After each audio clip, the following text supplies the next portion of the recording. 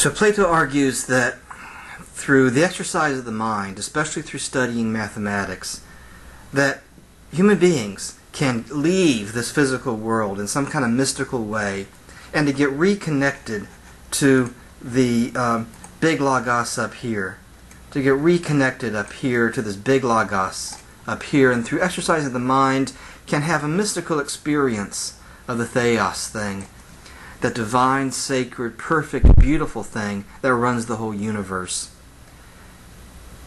And Plato argues once you catch a glimpse, just of a second at a time, of that divine, sacred, beautiful, perfect world of the theos thing, then it changes your life forever.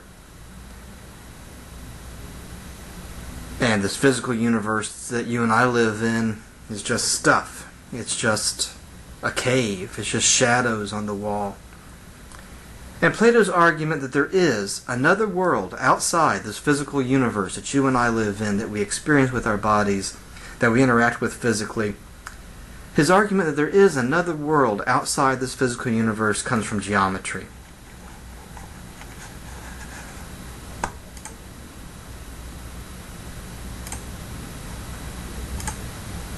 There we go. His argument comes from geometry.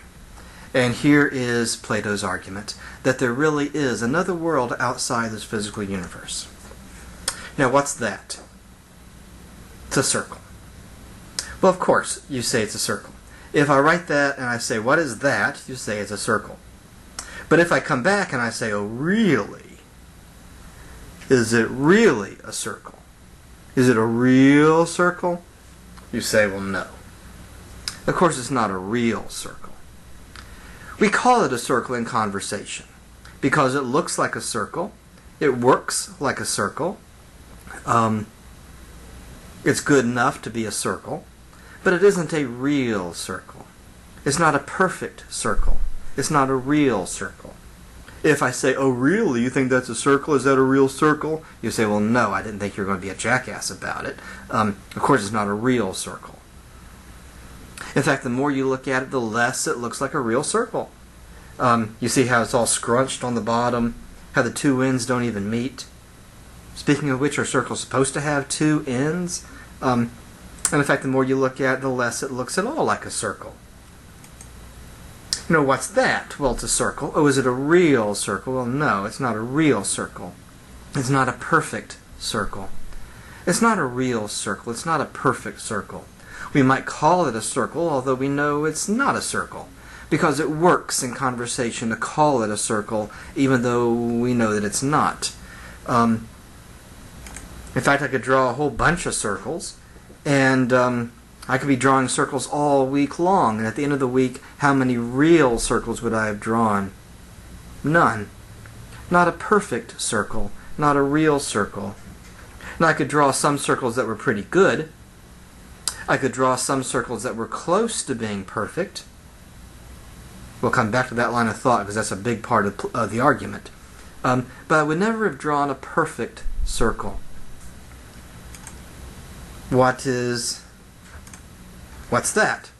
Well, it's a straight line. Oh, really? Is it really a straight line? Is it a perfectly straight line? Well, no. It kind of wiggles every once in a while. It's not a perfectly straight line. Could I draw a perfectly straight line if I used a ruler? Nope, because the ruler has dents and dings in it.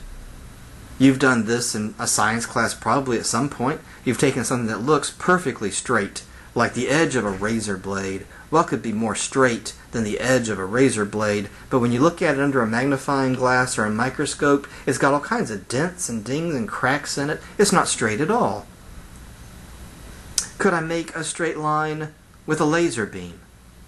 Nope, because the photons in the laser beam oscillate in a wave frequency. The closer you look at the laser beam, the less it looks like a straight line. And that's because there aren't any perfect circles in the physical universe. There aren't any straight lines in the physical universe. There aren't any perfect circles. Not even the sun. The sun is squinched at the top and the bottom. There are no straight lines in the physical universe, certainly not at the molecular level, where even concepts like straight don't even exist. The closer you look, the more imperfections you find.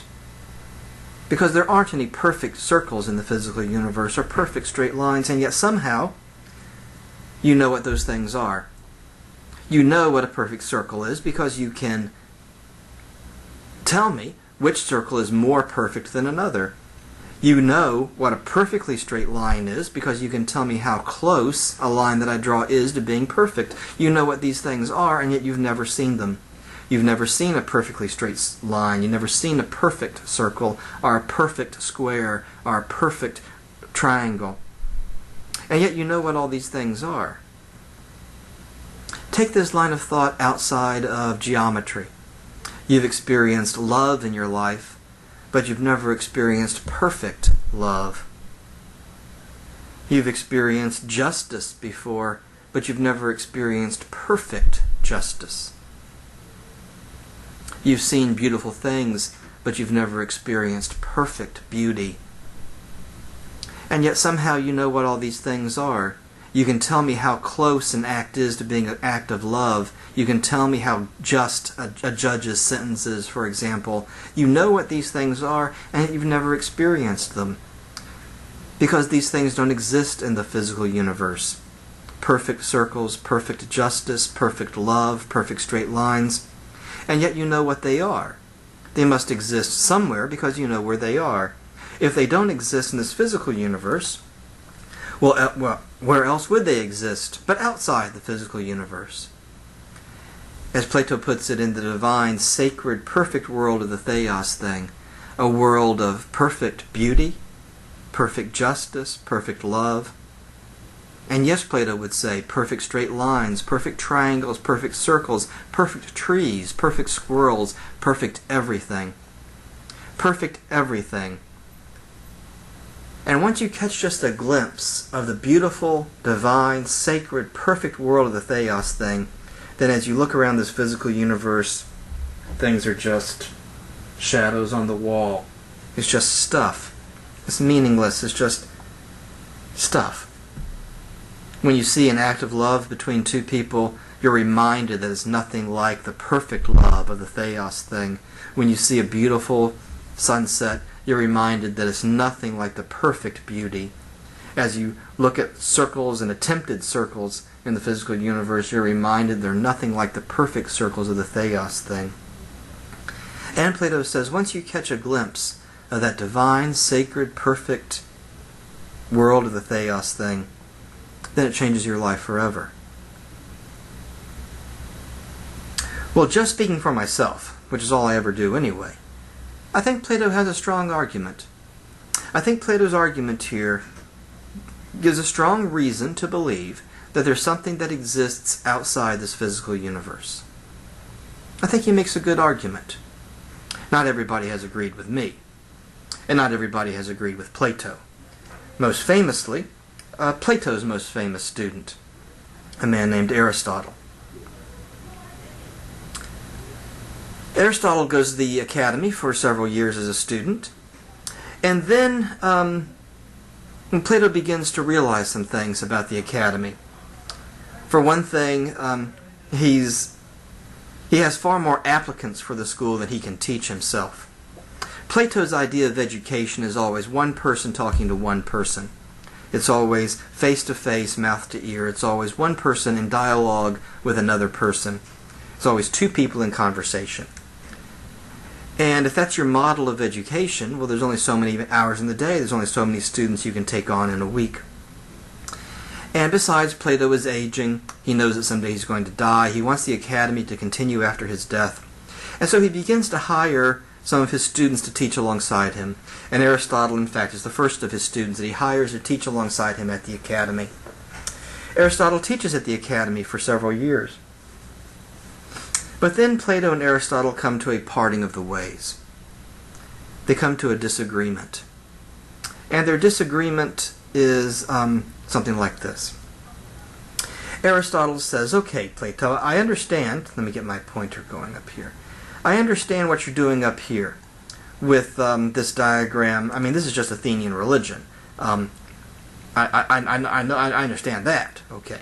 I mean, something's got to be running the whole universe. We might as well call it the theos thing. I mean, that's fairly non-controversial, Aristotle says.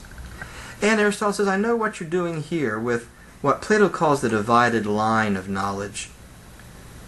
Plato goes into much more detail in these divisions than I did, but you got an introduction to it. I understand, Aristotle says, what you're doing with these levels of knowledge and so on. And I understand, Plato says, what you're doing with the allegory of the cave. I've taught it long enough. But what I don't understand, Aristotle says, is what's the point? Why am I telling my students to do geometry homework so that they will someday have a mystical encounter with the theos thing? I don't understand. What difference is it going to make? And Plato says, well, look, you don't get it because you haven't gotten it yet.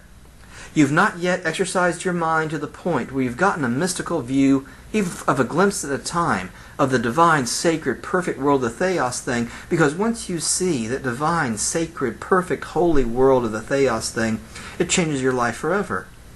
And Aristotle says, but I don't get it. And Plato says, that's because you haven't gotten it yet.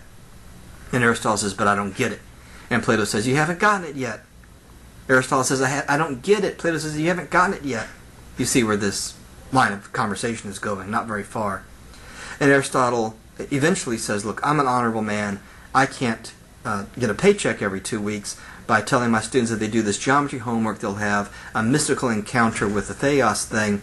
When I don't understand, I don't see what difference it would make. Aristotle. Aristotle says, after all, where do I live but in the physical universe down here? Where do I live but in the cave? Where do I live every day but with everyday life? And Aristotle says, well, sure, something has to be running the whole universe, but for the rest of my life, Plato says, I'm going to be focused right here with what you and I would call science. I'm going to focus my attention on studying the cave that I live in and studying the physical universe. Aristotle believed and started his own school, a school called the Lyceum, a school which focused on the study of what you and I would call science, and especially for Aristotle, his main interest in biology. Biology, the study of life, literally the study of life, the study of plants and animals and human beings and so on. Excuse me. Although Aristotle is going to write books on just about everything, that's going to be his main focus. And right here we have a basic division in Western culture, a basic division in Western philosophy, between those who side with Plato and those who side with Aristotle. In your textbooks on page 67, figure 11.1 on page 67, you have a painting by a man, this is on page 67 in your textbooks, painting by a man whose name you see in the caption there on page 67. A painting by a man named Raphael, Raphael's School of Athens. This is way ahead of us in terms of where we are in the course. We'll catch up to this painting eventually in the course, and when we do, we'll have some shared vocabulary about painting and so on. But you don't need to know lots of artsy-fartsy words to figure out who the two important people are in the painting.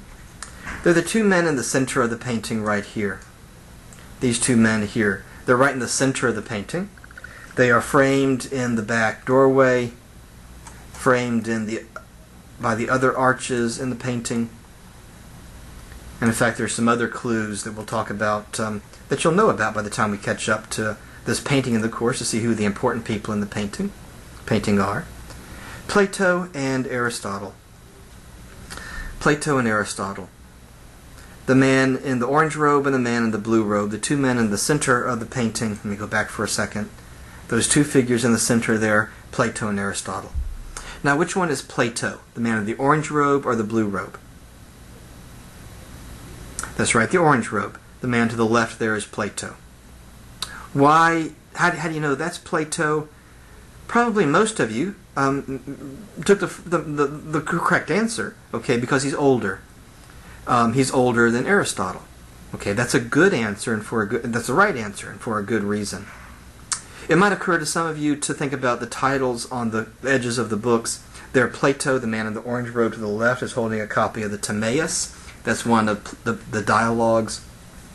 Excuse me. It's one of the Platonic dialogues.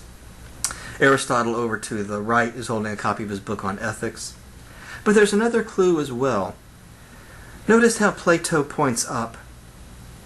Plato is pointing up like this, and Aristotle has his hand out like this, kind of bringing Plato down. It's like Raphael, and if we back up for a second to this painting, it's like Raphael is asking these two men, what is important? Here Plato and Aristotle kind of walking down through a collection of philosophers, but they're obviously the center point. They're obviously the center point of the painting. And Raphael is asking these two men, what is important? And Plato says what's important is that divine, sacred, perfect world, the theos. That divine, sacred, perfect, holy world, that once you catch a glimpse of it, it changes your life forever. That's what's important. And Aristotle says, wait a second, what about this physical universe? Isn't it important? If you keep this image in your mind of these two men here, Plato pointing up towards that divine, sacred, perfect world, the theos thing, and Aristotle bringing him back down to this physical universe, then for the rest of the semester, when I mention Plato or Aristotle to you, you'll understand what I'm talking about. And in fact, for the rest of your life, when you come across Plato or Aristotle, then you'll be able to listen intelligently. You'll understand what's being said. If there's a reference to Plato or Aristotle in a movie you're watching, or in a politician's speech, or a mention of one of them in a newspaper editorial or something, you'll be able to understand what's being said. It's a very useful memory device. Of Plato pointing up towards that divine, sacred, perfect world of the theos thing, and Aristotle kind of bringing him back down. Because for the rest of the semester we will be mentioning Plato and Aristotle. They're very important figures. And, well, for the rest of your life you're going to be coming across Plato and Aristotle. You've had the experience, I know you have, of having a friend introduce you to someone, and then, then you start bumping into them around town. You're at Walmart, and all the way down the aisle you see someone, oh, that's Tom's friend George or something. Of course, you've been bumping into them before, you just haven't been introduced to them. But once you know who they are, you start bumping into them. And that's really one of the benefits of taking this course. I introduce you to an awful lot of things, and for the rest of your life you start to bump into them. Once you've been introduced to them, then you start to notice them. And if you haven't picked up on Plato and Aristotle in your lives before, from now on you will, now that you've been introduced to them. And if you keep that image in your mind of Plato pointing up and Aristotle kind of bringing him back down to this physical universe, well, then you'll be able to understand what people are talking about.